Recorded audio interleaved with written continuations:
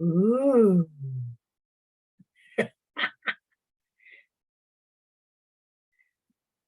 And I want to share screen.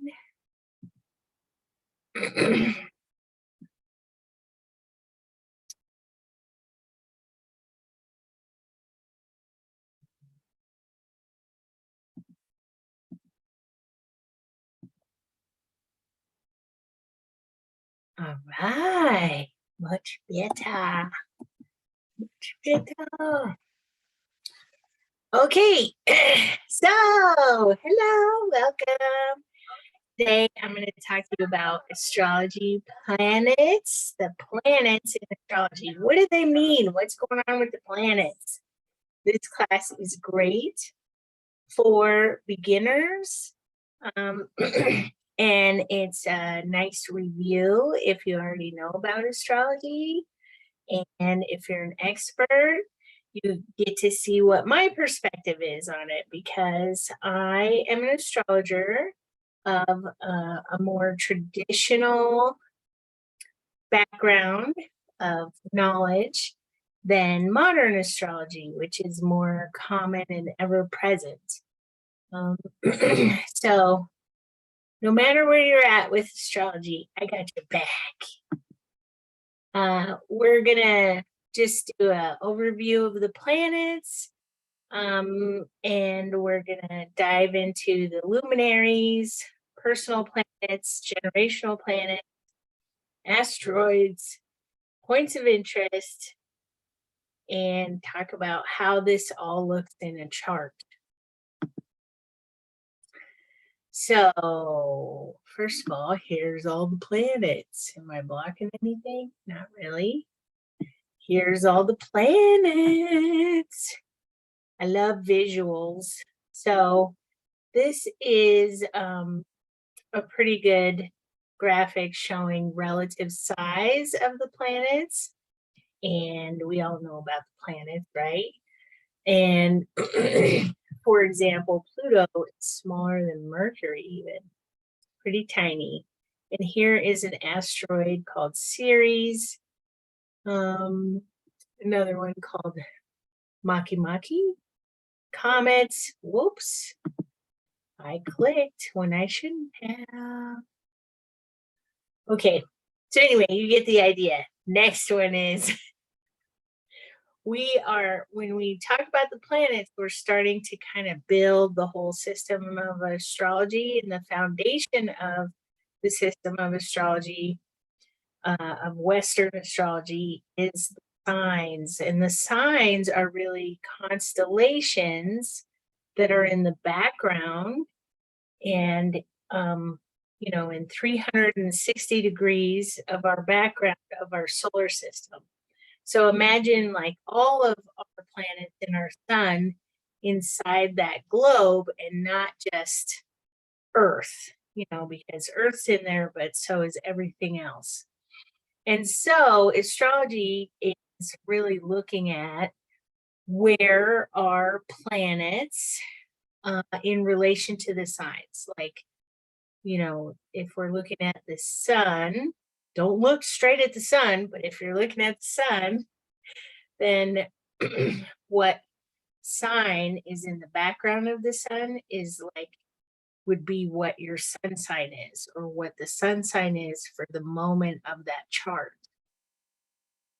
And that's true for all the celestial bodies except Earth, because Earth is our reference point of where we're viewing.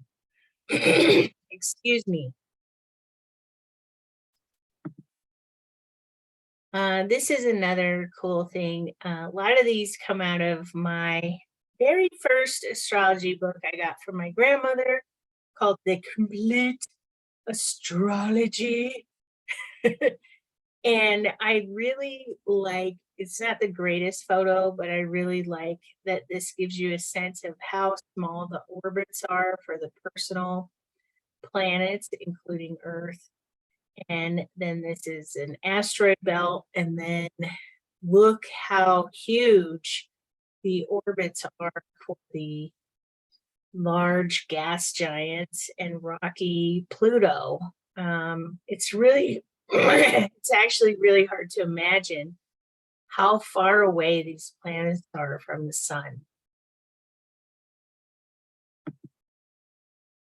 We're going to talk a lot about planetary rulership, and this is another handy dandy chart I got out of my really old book.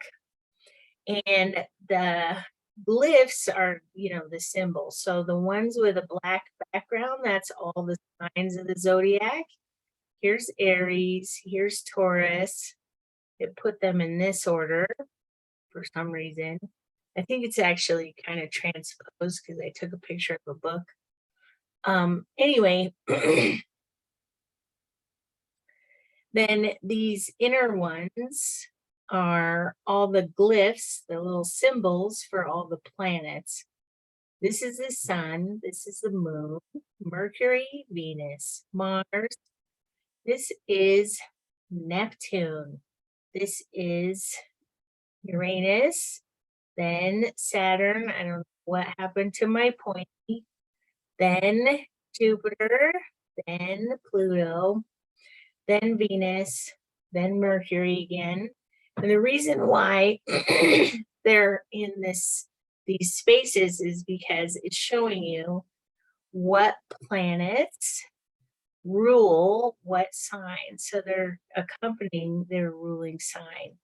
And then the white glyphs are from traditional, really traditional. I consider myself a traditional astrologer, but like ancient traditional, they only could see with, their technology as far as Saturn. So, the bigger the bigger gas giants and the farther away planets were not visible. And they're still not visible with the naked eye, but anyway. So that is saying this is how how the rulership used to be. Okay, so that little wavy mark, that's Aquarius. It is now Uranus rules Aquarius, and it used to be that Saturn did, for example. Then we have, here are some examples of charts. This is the chart I just randomly picked for my last presentation on the signs to show you that the outer circle, this has all the signs, and they're always in the same order, but where they line up over here is where what sign is at the eastern horizon at the moment this chart is cast from view of the Earth. And as you can see from this one, I kind of put this shadow thing in front of it, so it's a little bit hard to see. But these charts are similar to each other. This is like almost a month later. But there's big differences as well because everything's moving, everything's on the move. The moon is really fast moving. It was in Virgo in this chart, and now it's in Taurus in this chart, for example. So this inner circle has all the glyphs of the planets and the celestial bodies and everything like that. Let's talk about the luminaries. The luminaries are the ones that give off light. And there's the sun, which is obvious, and then there's the moon, which really is reflecting light from the sun at nighttime to us. And so these are considered the luminaries. They are very important in a birth chart. They are 2 out of the big 3 of the birth chart, right? So when people are like, what's your big 3? This is 2 of them. It's your sun and your moon sign. Like, what sign is your sun in and what sign is your moon in? So the sun is very much I am energy, right? And it lights up the whole chart. Okay. So whatever we're talking about in the chart is going to be colored and lit up and kind of a light shined in the quality of that sign everywhere in the chart. It changes to a different sign about every month, but it doesn't line up with our current calendar because it's like from an ancient calendar. So it's still every 4 weeks, but it's kind of like, you know, mid-month-ish, third week-ish, the third week-ish of the next month. It rules the sign of Leo. So rulership means that the sun shares a lot of different definitions with whatever sign it rules. That, you know, the descriptions I could say about the sun are also descriptions I could say about Leo. They are very, very similar. Okay. And so for those that have their sun in Leo, this is really sympathetic energy going on. It's really easy to be a Leo. Um, and it's, you know, successful and more ease filled to be a Leo, especially if there's no hard angles with anything else going on. It's exalted in Aries. That means that it has a really good time in the sign that it's exalted in, but it doesn't share definitions. So it's exalted in Aries because both Leo and Aries are really good at putting themselves out there, putting themselves forward. They are comfortable in leadership. They're kind of uncomfortable with the opposite, which would be to follow and kind of be in the background. So that makes sense. It's exalted in Aries. It has its detriment in Aquarius. Detriments are always the opposite sign of the sign that it rules. So it on the wheel, Aquarius is opposite of Leo. So the sun has a tough time in Aquarius. And so what does that look like? I do know a lot of Aquarius suns that really struggle with how much to put themselves out there, or they have a really, you know, up and down experience of putting themselves out there and in leadership. So, you know, they put themselves out there and maybe at the same time it's a completely different experience in their minds or in their personal lives or in the background. Those aren't going so great. Or, you know, they put themselves out there and they're just really uncomfortable. They don't like that. Aquarians are better at looking at the whole collective and being critical of leadership. And so it feels really almost hypocritical to to be the leader. And then their fall, the sun's fall is in Libra.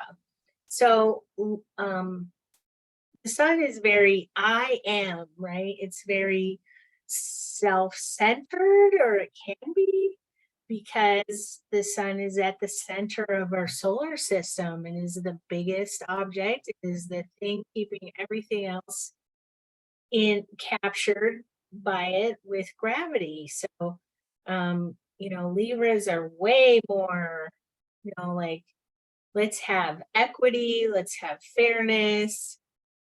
No, you go, no, you do it. You know what I mean? They really like to share leadership. They like to share experiences, and they're more other oriented. So It's not a good time for Libra. And I see that with Libras as well, is they are more comfortable putting themselves out there in partnership or with a group or for a cause, not so when it's not about them. It's a yang sign. It's kind of the old definition would be masculine, or it's not a sign. It's a planet. It's not even a planet. It's a luminary. And some keywords we could think about is positive, effortless. That effortless comes from like the sun gives off all of its light, and it's the foundation of life here on our planet. And it doesn't have to work extra to do that. It just is doing its thing. And this byproduct is, this generous outpouring of energy, leadership, and expression. And then the moon is in some ways quite opposite to the sun. Okay. So the sun, for one thing, is extremely stable, right? It's going to be burning for millions of years. It's just going to be right there in the center of our solar system. And then the moon is going around us. It's our satellite and it's going around us. And because it's going around us, the light reflected from the sun is ever changing. So it appears to be changing shape for us. Okay. And it's moving fast. It's the fastest moving body in the celestial system, right? In the solar system. So it's going to change signs about every 2.5 days. It rules Cancer. They share a lot of things in common. It's where our caring, loving, also defensive, also private parts of us are. It's totally comfortable with feelings. It's a caretaker of feelings. It's your inner world. Okay. So Cancer moons are super lovey. It's exalted in Taurus. So it has a really good time in Taurus. I think Tauruses are so good at being embodied. And I think that is a huge connection to the moon as well. Even though it's very much about our inner world, it's also about our personal experience in our bodies and how that makes us feel, like the senses, which is very Tauran. The detriment of the moon is in Capricorn. It doesn't have a really good time in that ambitious earth sign. And then the fall is in Scorpio, which is interesting because there is kind of a apocryphal story that the Buddha has a moon in Scorpio. And so there's like maybe this intensity of doing inner work could be associated with the Scorpio and moon, but maybe in the Western astrology system, that's viewed as a hindrance. It's a yin planet, I mean luminary. And so it's more feminine, more receiving. It does receive light from the sun. It does not give off its own light. It's ever changing. It's intimate. It's your inner world. And it has a lot to do with caring and how you are caring. Then next, I want to talk about the personal planets. So Mercury, Venus, and Mars all, and also the moon. And yeah, I'm going to leave it at that. Also the moon. Really have to do with how you're Personality is defined how your personal experience and expression is defined. So they're called the personal planets. So we'll start with Mercury. Mercury is definitely how you express yourself, and it's in a sign for about 3 weeks. It is the closest thing to the sun. So, whatever your sun sign is, there's only three possibilities for your Mercury. It's going to be the same sign as your sun, or the sign on either side of it, because it can never be out of orbit, like so far to get to other signs. Okay. Um, so that's a quick tip, right?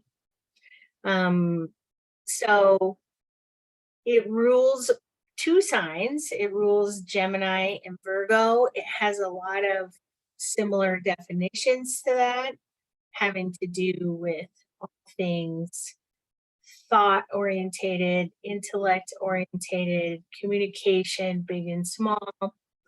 Virgo kind of brings that as an earth sign, brings that down to a more nitty gritty way, working out the details, um, being very editorial about not education, but could include education, about communication and about words and computers and it's all kinds of things like that. Um, so it's exalted in Virgo. It really has a great time in Virgo and Gemini. Its detriment is in Sagittarius. Uh, Sagittarius is like they want to, they can be very playful and fun, but they want to have everything mission driven and like for a purpose and kind of like for a deep meaning. And Mercury is more on the surface and more the conduit, right? From here to there. Could even be the conduit between the divine and the earthly plane, but it's still just a messenger, right? And Sagittarius wants to be the sage. So it kind of like struggles with like the trivial nature of Mercury. Its fall is in Pisces. Pisces is way too deep in feeling for great Mercury energy. um, so there can be a lot of difficulty in expressing yourself or even other people listening to you in your deepest expression if you have a Pisces Mercury. The quality is neutral. I forgot to say, but both the luminaries are also neutral. And the choices are neutral, benefic, or malefic. Benefic is a benefits, full of benefits, like kind of good. And malefic is full of challenges and tough times and kind of bad. It's not like so black and white as that, but you get the idea. So Mercury is neutral. Some keywords are communication, technology use, intellect, expression.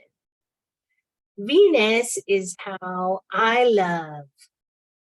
And it's not just in romantic relationships, although it definitely includes that, but just that sense of aesthetic that makes you think you love anything. Like, I love hamburgers and I love warm blankets and I love lots of color, just those things. So it's where you are assigning value from is your Venus as well.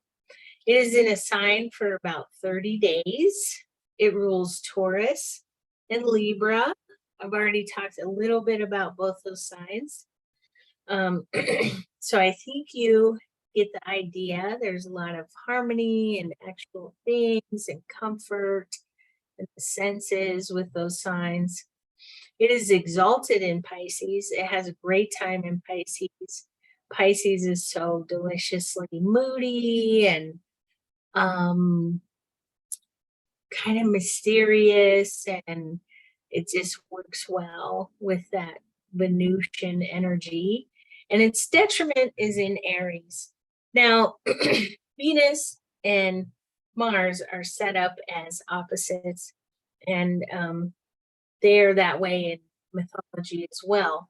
But opposites attract, so keep that in mind. So, even though it's a detriment in Aries, I kind of think Aries, uh, Venus folks are quite passionate and awesome lovers. So the fall is in Virgo. Virgo is a little bit intellectual and kind of,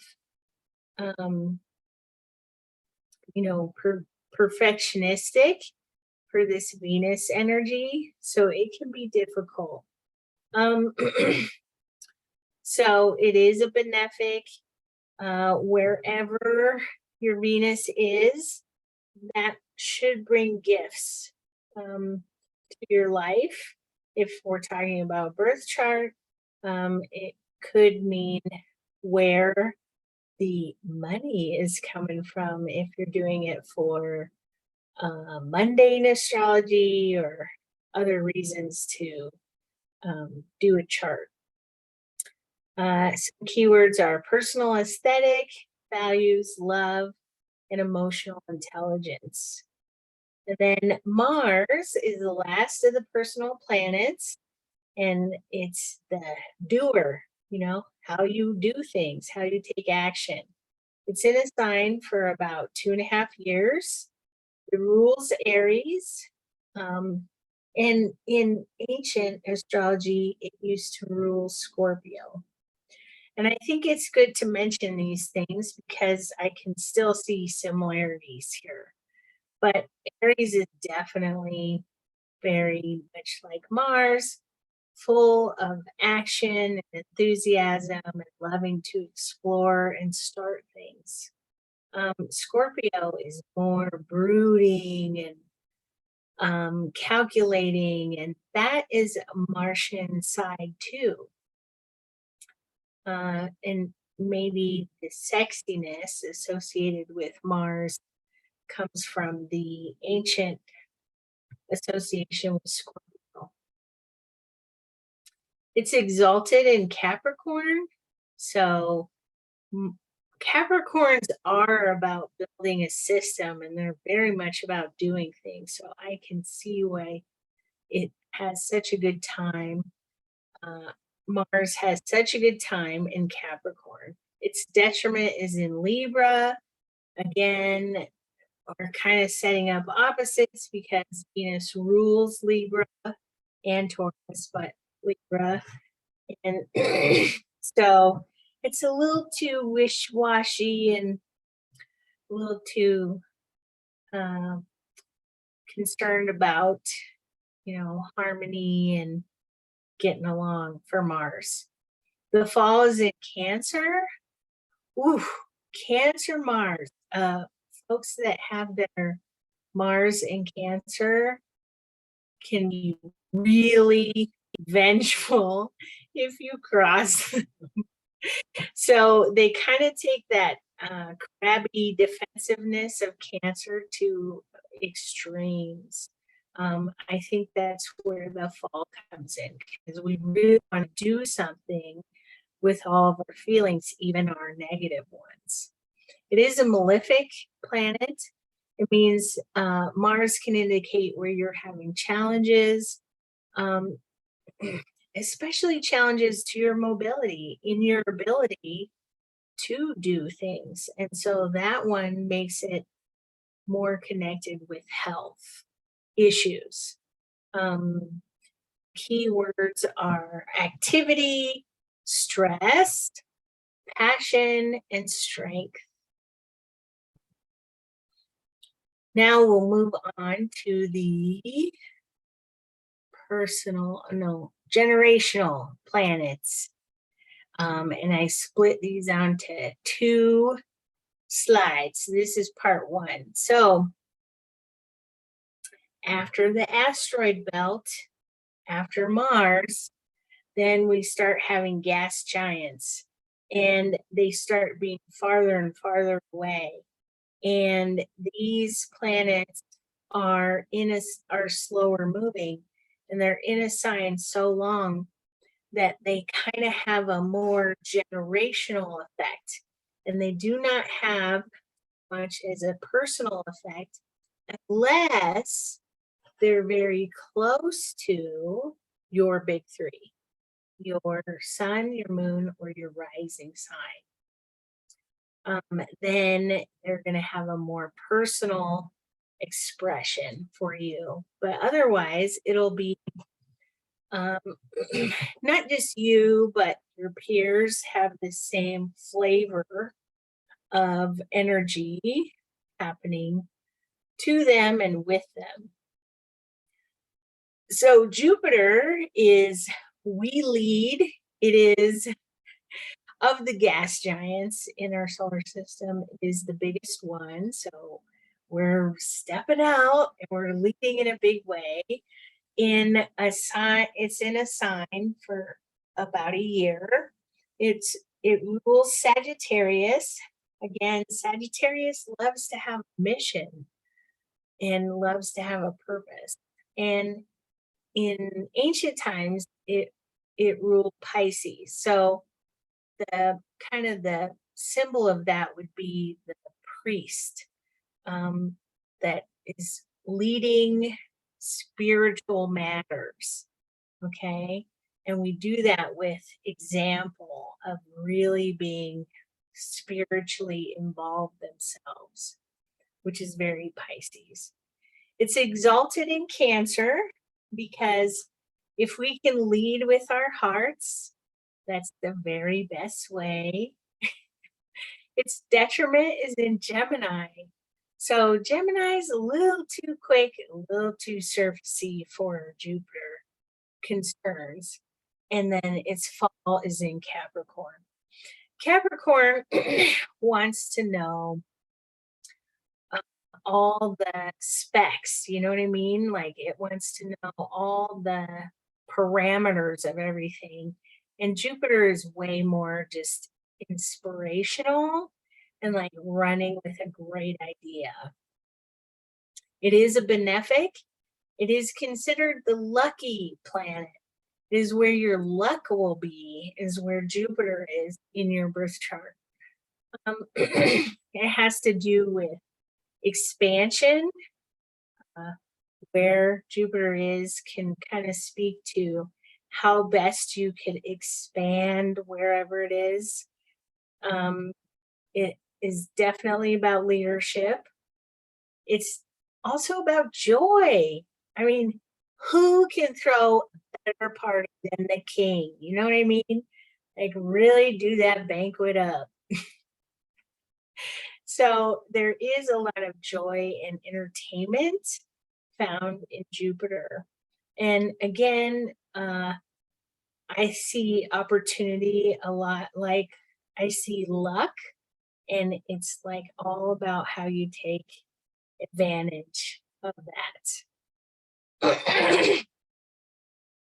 And then Saturn for the longest time was the farthest out planet we could see. And so we thought there was nothing else after that, except for the constellations, right? But that was like kind of the boundaries.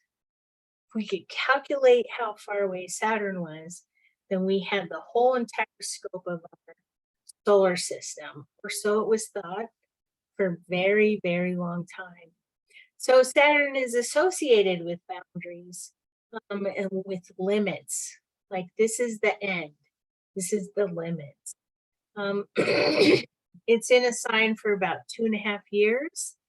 It rules Capricorn because Capricorns love building on a system. And for that, you need to know all about the system and its limitations. In the ancient world, it ruled Aquarius. I think Aquarians are actually very judgmental of systems, and so this works really well. It's exalted in Libra. I think this is connected with Libra's sense of fairness and balance.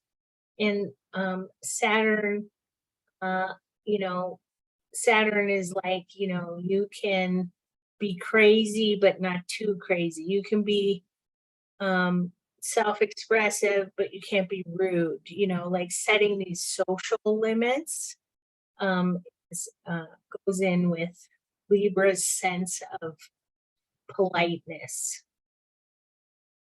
Its detriment is in Cancer.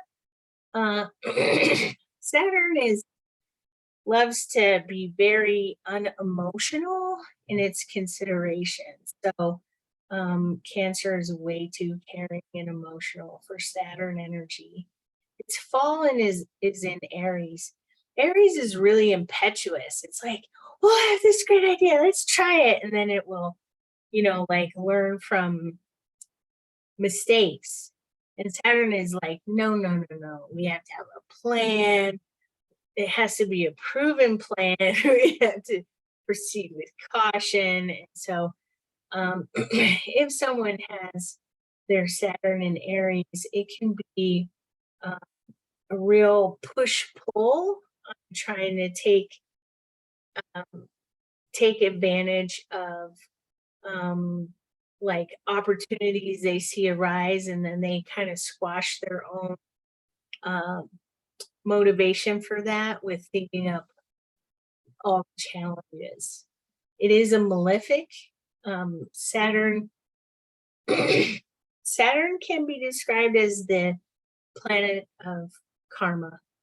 It can be where you are learning some hard lessons, and those can be last for a long time and not really ease up until midlife or after. Some keywords for Saturn can be responsibility, boundaries, systematic, like being system orientated, and dogmatic.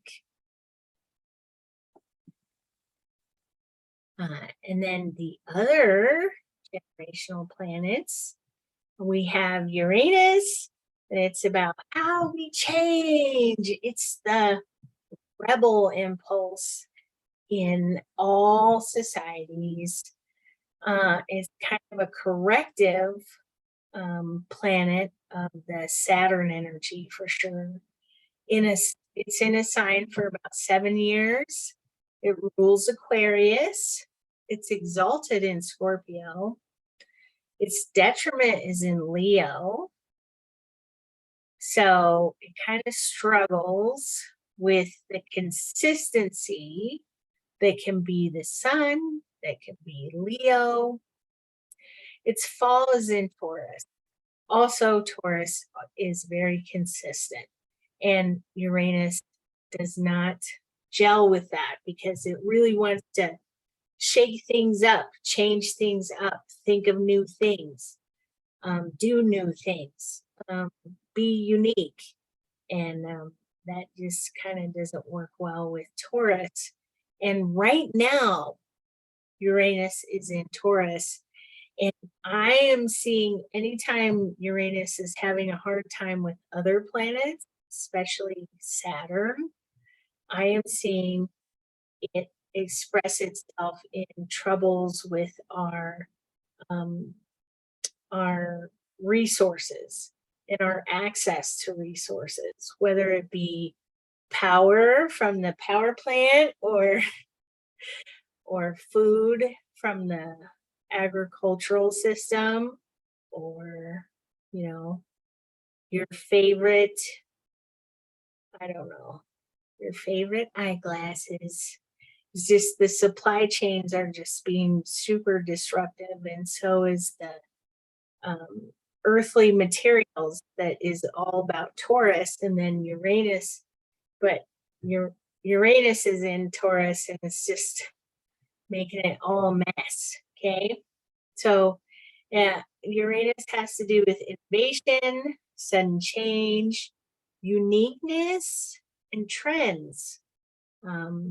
Uranus energy loves a trend, but it's not a long-term thing. Neptune is how we dream. And this is collective dreams, not just individual, unless it's close to your big three. But collective dreams would be things like our entertainment media, like the movies we all love, the TV shows we all love, the games we love to play, the books we like to read, the stories that we like to share, the religious practices that are popular. Those are very all Neptunian things. It's in a sign for about 14 years. It rules Pisces, and right now it is in Pisces, so it's having a wonderful, wonderful time. It's exalted in Leo. Its detriment is in Virgo. Virgo is a little too exacting for this energy. Its fall is in Aquarius. Aquarius is also a little dry and a little too critical for Neptunian energy. It's neutral, so is Uranus. It can be good or bad or neither. Some keywords are imagination, excess, spirituality, and inspiration. And then Pluto. Now, Pluto is still important in astrology, even though in astronomy it's been demoted as a planet. But astrology does not care. They keep Pluto around. And Pluto is really how we destroy things, how we break things. And why is that important or essential or something? Well, I really think that before you can transform, you have to let go, destroy, end the old thing before you can do the new thing, right? Before you can create, add, integrate the new thing. So Pluto can be incredibly disruptive. It's in a sign for a long time. It can be 12 to 30 years. Its orbit is a little bit elliptical, so it can be in some signs for as much as 30 years. It rules Scorpio. Its detriment is in Taurus. It's a malefic.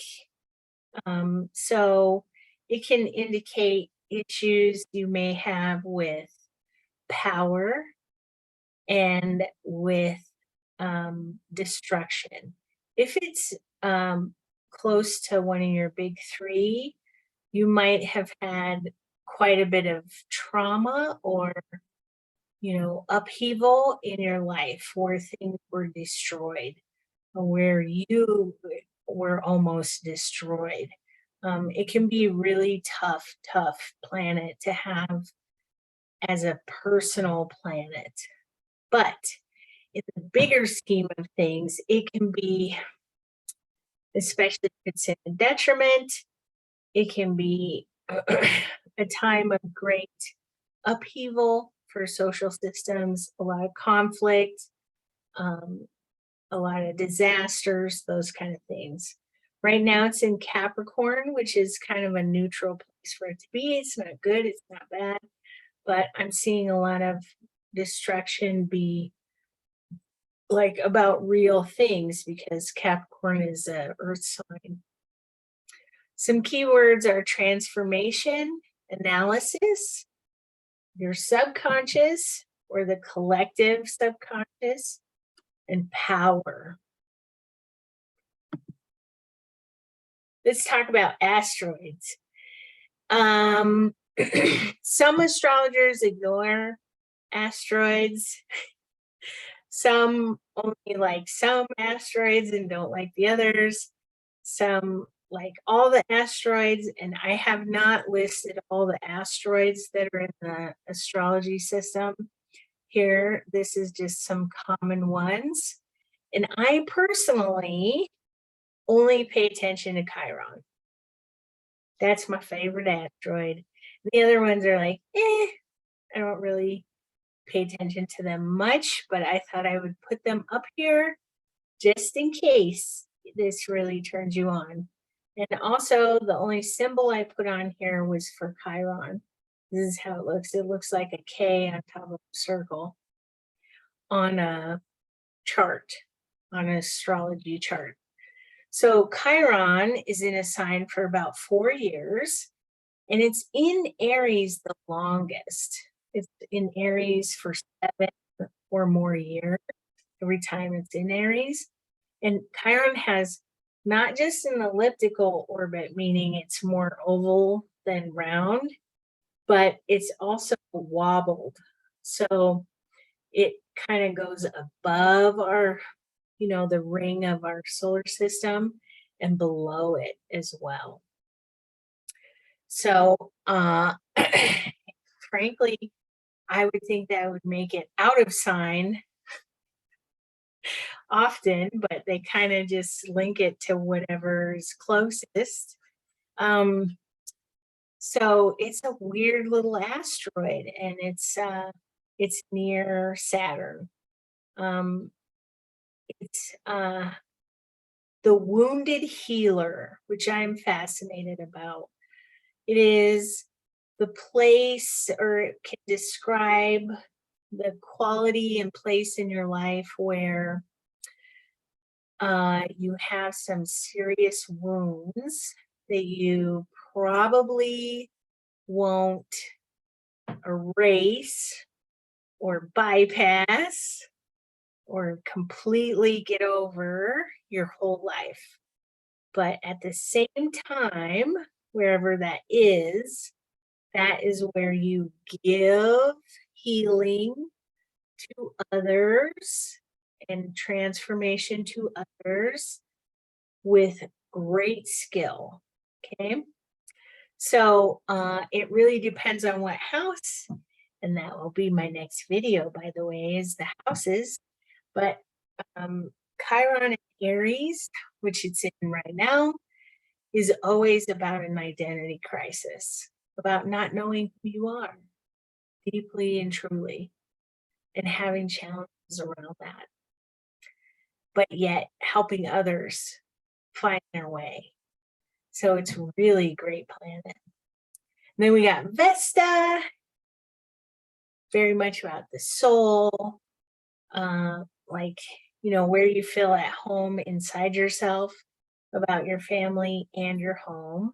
And there's Ceres, which is how you nurture others and how you take in nurturance. And then there's Juno, which is your motivation for relationships and also issues with attachment. And then there's Pholus.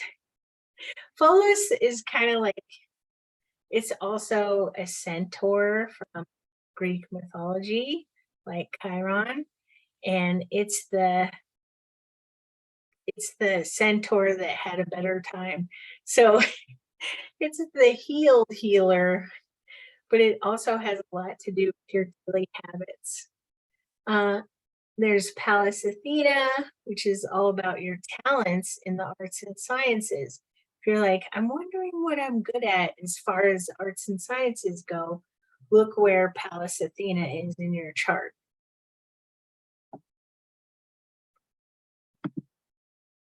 And then there are important points in a chart that are not a planet, but they have descriptive value for reading a chart. So we have the ascendant, which really starts off where our ring of signs is going to be. The ascendant is always, if you're looking at a chart, it's always to the left. I'll point it out when we look at a chart again. And it's the starting point of a chart. It's the eastern horizon point of when that chart was cast, or when you were born, if it was a birth chart. Like what sign was at the eastern horizon at the time of your birth. It changes sign about every 2 hours. So your rising sign can be more individually applicable than anything else in your birth chart, because it is so specific in the timing. It's all about first impressions and how others see you. How others see you, the story they tell themselves about who you are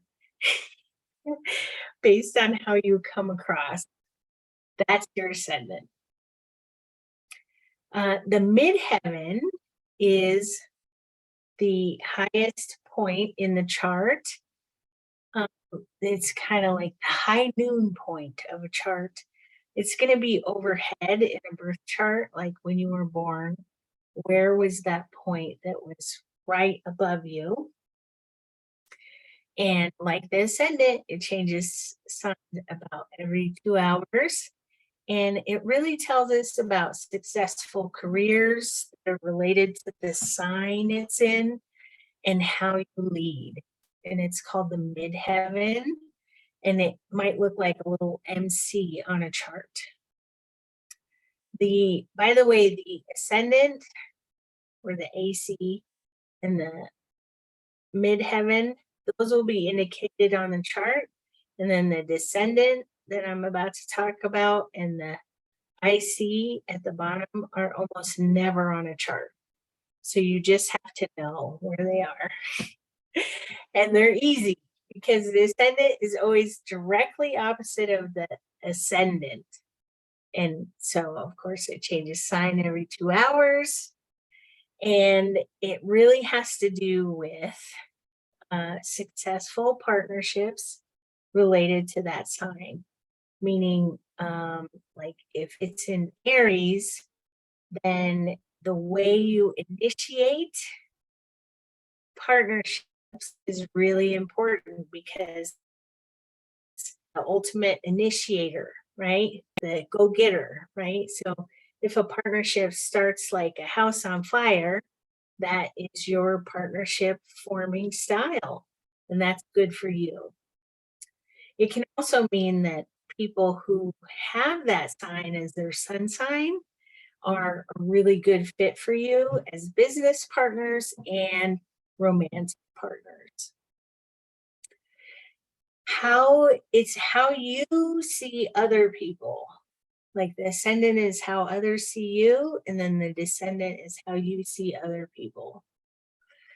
And then at the bottom of your chart, and it's exactly opposite your midheaven, is going to be the Imam Kowi, or the IC. And it's all about your inner world, but also about your private life. You know, we all keep things to ourselves, unless you have a very social sign for your IC. But it is very much kind of the things you don't share with everyone. And then the nodes, there's nodes of the moon on a chart. They look like a horseshoe. And if the horseshoe is in the shape of a U, then it's the south node. And if it's upright, then it is the north node. It's really represents the gravitational poles of the moon. And the north node is how you expand, how you succeed. And it's also about this life, like this life kind of mission statement would be the north node. And then the south node is where you cut back, where you cull, where you edit. It's also about losses and lack. If you have any, that's where it will be. And it has a lot to do with your past life, the one before this one. What was going on? Um, then there's the black moon Lilith, is where the moon is isolated from everything else. It's not a real point, it's kind of a mathematical calculation, and it speaks to your idea of independence and where you will not compromise. So if you have it in, let's say you have it in Pisces, then you will not compromise on Pisces topics like imagination, creativity, spirituality. You will not bend. And you need to be completely independent on those subjects. So let's summarize. So we just talked about how all these things look like, and I just made this chart on the 12th when I was making this presentation. It's not anyone I know of's birth chart.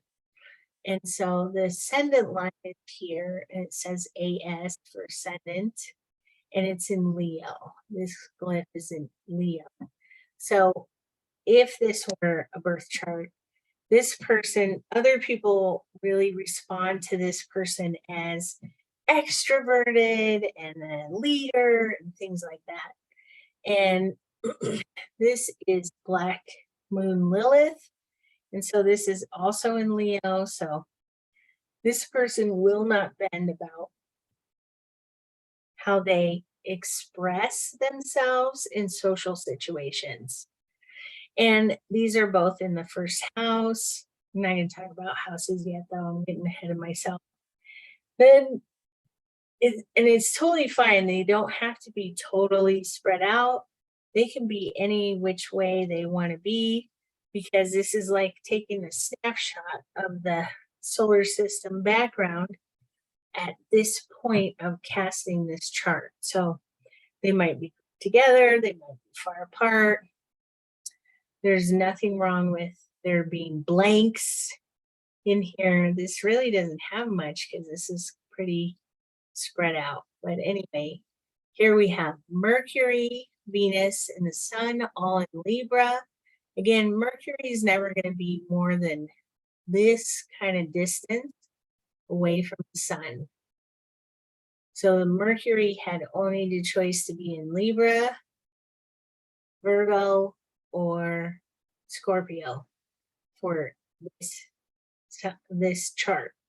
But it's in Libra, so both the I express, I am, I love, all those things are Libra, which is very other orientated.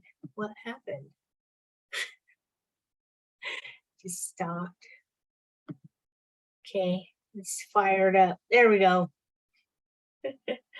And then we have the South Node in Scorpio.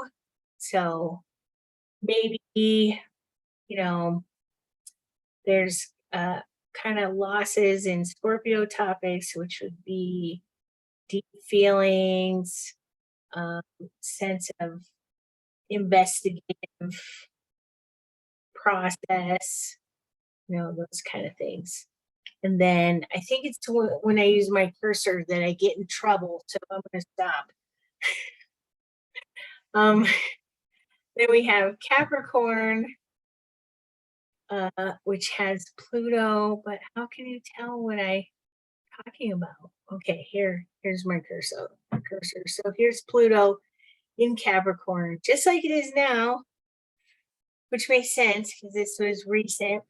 So this is really like, what are we going to destroy? We're going to destroy systems. What kind of systems? Real world earthly systems.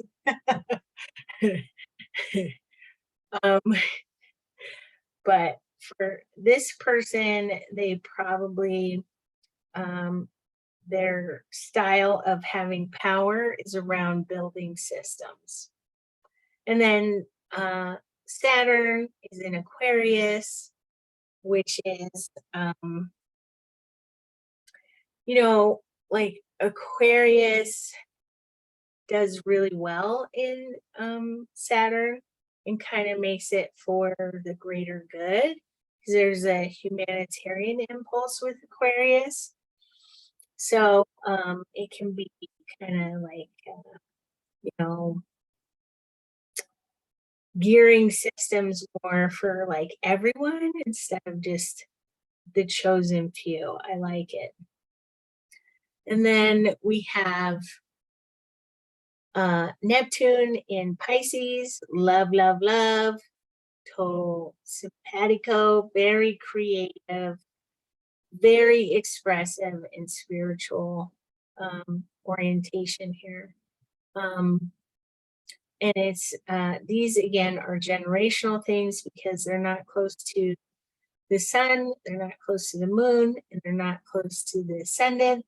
So it's not like a hugely important stuff here for this person, but it is there. And then we have Jupiter and Chiron in Aries. So we got a little identity thing going on with our leadership, but Jupiter's a benefic. So whatever challenges we're having with the Chiron thing are probably pretty positively expressed, more towards the healer instead of the woundedness. Then we have the North Node and Uranus and the Moon and the midheaven all in Taurus. Whew, what a pileup. So the midheaven is a lot of information about career. So if this person were involved in any kind of career that was really heavy duty on their senses, their five senses, and being embodied, they would be very, very happy. This includes things like money and real estate and, you know, finance and commerce and just all kinds of things. So, and then we have the moon there. So this, you know, the Taurus theme of using the senses is just at home there in Taurus with the moon. And so this is a very cozy, comfy kind of person inside and out. And then we shake things up with Uranus and probably a lot of ups and downs for this person in the career and in the inner world as well. Then we have the North Node. So overall should be pretty positive because this is where we're winning, this is where we're succeeding, this is what we're working on in this life. And then we have Mars in Gemini. Mars in Gemini is very interested in trade, interested in a lot of communication and winning with communication. So there can be like, you know, there can be a propensity towards arguing. If there's going to be health issues, it might affect the things involved with communication, like the mouth, the throat, the lungs, those kind of things. Even the hands, you know, with all this technology we do with our hands. And then that's it. That's the kind of a quick and dirty on the planets. And as you see, we're starting to layer meaning. We start with the signs and then we layer on the meaning of the planets. And that's all I have for you all for my class on the planets. What happened? Where am I? Okay. So I'm so glad you joined me. I went a little tiny bit long, and I am so grateful that you came on and watched me. And if you ever want to reach out and get more information about astrology or get an astrology reading, you can do that on my website at mollyposayoung.com. And also, any subscribers to my website get a monthly mundane astrology report that I get a lot of feedback that is wonderful. So, mundane astrology means the astrology affecting everyone. So it's not personalized for just you. That is something I would not do for free, to be quite honest, but it's there. All right. Well, have a wonderful evening, and I'll see you around.